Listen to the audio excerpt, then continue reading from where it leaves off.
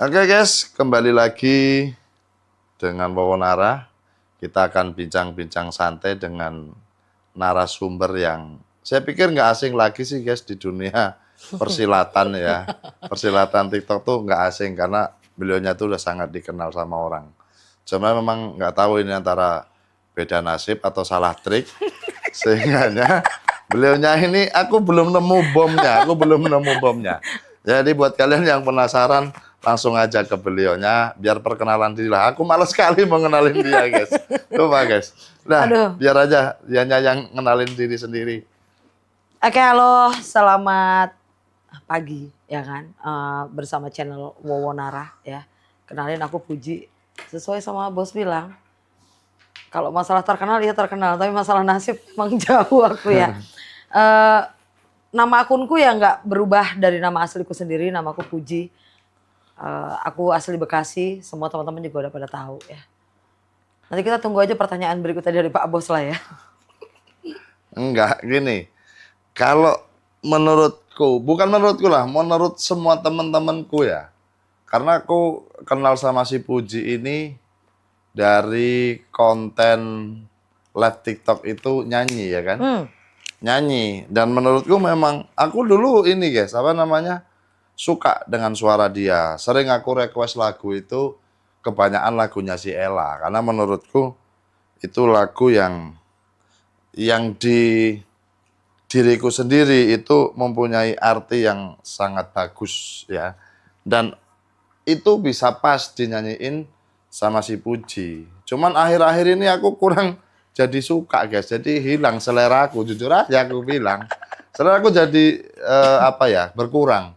Karena menurutku eh live dia itu kayak nggak menghibur penonton. Mungkin beliaunya terhibur, tapi penonton, aku sebagai penonton itu kurang terhibur. Entah apa masalahnya, itu yang aku nggak paham.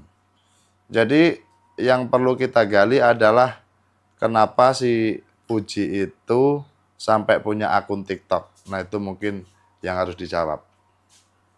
Oke, awal mula itu aku kenal TikTok di 2020 ya, 2020, 2020-an akhir. Nah, dulu kan aku memang suka banget tuh bos sama Ya. konten-konten yang lebih ke nyinyir gitu. Jadi kebetulan waktu itu COVID itu 2020, 2021 ya. Hmm. Nah, dulu kan aku memang lumayan ya di bisnis offline itu, maksudnya ya menjanjikan gitu ya. Ah. Dan kenal TikTok itu menurutku dulu kayak jijik. Karena kebanyakan rata-rata orang itu TikTok itu dulu zaman dulu masih kayak apa ya, joget-joget Ya. yang pargoy-pargoy gitu. Jadi bayangannya tuh belum tahu sama sekali wawasan soal TikTok itu bisa menghasilkan uang gitu ya. Selain konten YouTube gitu.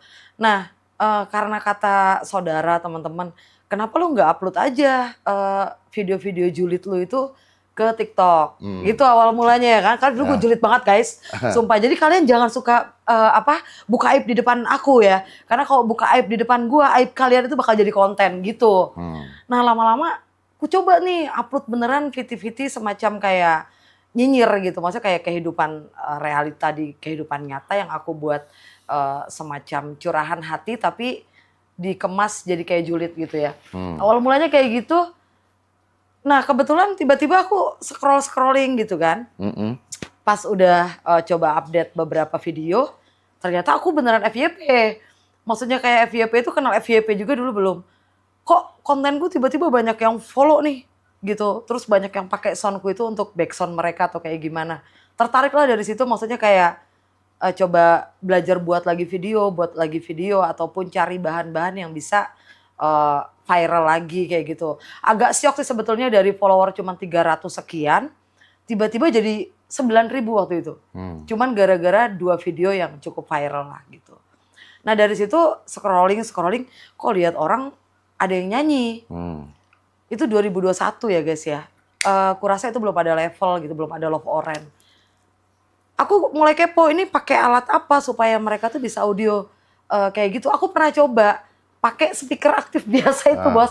Dan yang bodohnya gue nih guys, gue pernah beneran pasang speaker TV, gue setel YouTube, terus gue nyanyi gitu. Saking kepengennya gue berusaha nunjukin gue bisa nyanyi nih gitu di TikTok. Dan zaman segitu belum kenal koin aku. Itu sih awal mulanya gitu. lama-lama ketemu lagi sama teman-teman yang sekiranya suaranya bagus nih. Kenapa nggak coba beli soundcard? Soundcard itu apa nggak tahu gue bener. Ternyata anakku udah punya waktu itu zaman V8 yang harganya juga dulu lumayan.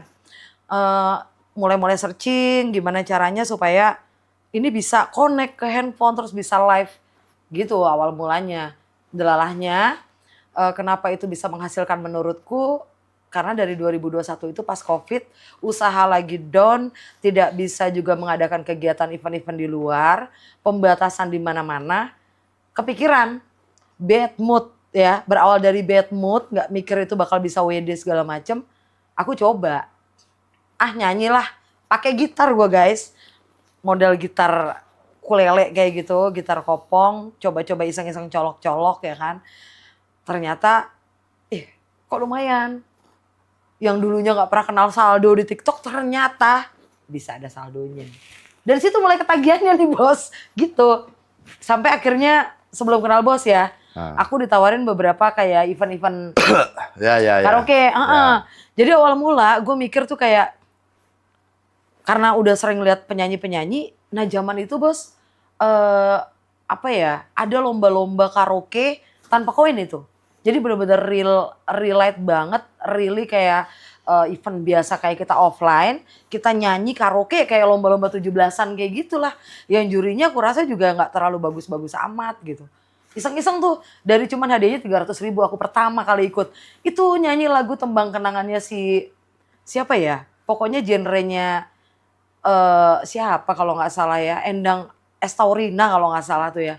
Itu event pertama aku dan aku nyanyi itu benar-benar nggak pakai soundcard, cuman pakai gitar doang dapat 300.000.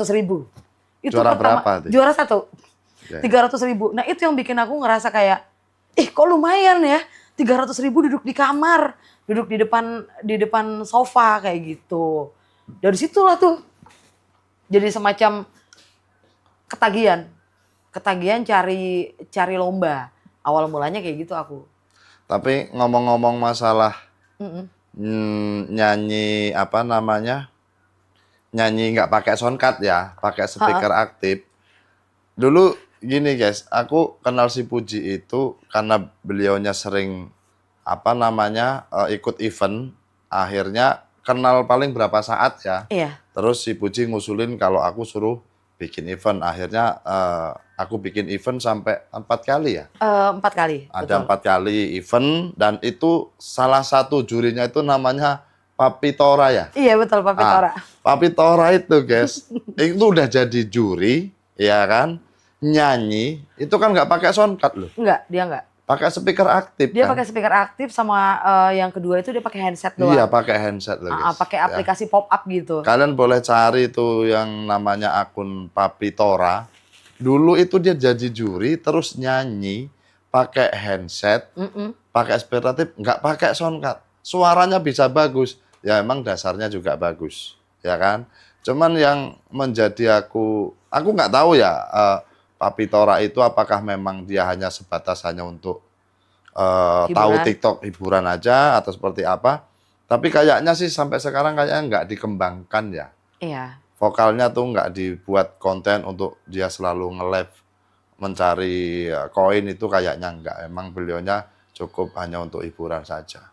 Cuman yang di masalah itu, si Pujinya ini guys, aku sering marahin dia. Kan kebetulan sekarang ini jadi admin di agensiku. Maksudnya dia punya potensi gitu loh, punya potensi suara bagus. Kenapa nggak itu yang dijadikan konten, yang jadikan andalan untuk supaya dia itu dapat gift yang lebih besar, ngalahkan daripada si Eni. Si Eni cuman penontonnya 5 biji, 3 biji, 200K 1 bulan, 14 juta. Terus nggak mau tanya gitu, gue berapa pendapatannya bos? Nanti guys, kayaknya nggak perlu kali. Kayaknya nggak perlu kali lah aku sebut ya kan guys. Paling berapa 1 bulan? Kalau ngomongin sekarang ya, bicara sekarang. Karena aku sekarang. mungkin gini ya, aku itu kan kenal TikTok itu dari 2020 ya kan. Jadi dulu waktu zaman aku itu ngerasa lagi semangat-semangatnya nyanyi. Dan itu kan belum kenal juga sama Wawonara gitu kan. Ngerasain juga yang namanya WD itu pernah mencapai 7 juta. Ya. 8 juta 1 bulan. Bahkan justru itu juga yang bikin akhirnya aku selama 1 tahun penuh itu hampir nggak pernah main. Nggak pernah Maksudnya keluar, main apa? maksudnya nggak pernah keluar rumah, nggak pernah jadi kayak semacam mengisolasi diri dengan teman-teman di offline kayak gitu. Gara-gara pernah benar-benar mendapatkan pendapatan seperti itu setiap bulannya. Mungkin karena proses perjalanan yang udah panjang itu, terus sekarang itu kan dari bos sendiri tahu atau dari teman-teman host lain tahu ya, di TikTok ini kan persaingannya udah nggak kayak zaman dulu ya. Kalau dulu itu memang masih jarang guys. Jadi penyanyi model gue itu dulu memang lumayan punya apa ya penggemar yang lumayan banyak. Terus nggak kayak sekarang tuh alat-alat mereka yang udah canggih-canggih. Karena zaman dulu tuh kita cuma modal pakai aplikasi pop up dari satu handphone itu udah bisa buat karaokean pakai handset. Itu aja ngerasain pernah pendapatan sampai 13 juta. Aku kayak punya nilai, ya anjir suara gue masih kepake nih gitu. Dulunya, tapi sekarang karena down itu ya kayak maaf ya gitu kan. Yang mereka tuh cuman Mak Cina bisa nggak 5 mawar lagi? Bisa yuk guys tap. Anjir mereka bisa dapat 200.000 1 bulan. Kita kadang-kadang nyanyi sampai tenggorokan nih. Teriak-teriak. Percaya nggak sih gue pernah 3 jam nyanyi tanpa putus. Koin gue 87. Tadi owner kita jelasin. Karena banyak banget di antara host-host lain di agency ini tuh yang baper guys. Baper terutama kalau bos nggak ngunjungin, nggak nge-give, ataupun nggak suka support mereka kayak gitu. Nah itu larinya mereka biasanya tuh ke kita nih, ke para admin-adminnya Pak Bos. Contohnya kalau lagi ada PK bos kan nggak tahu juga nih di belakang layar mereka kadang-kadang bergunjing. Karena menurut mereka nih sampai ada nih bos ya yang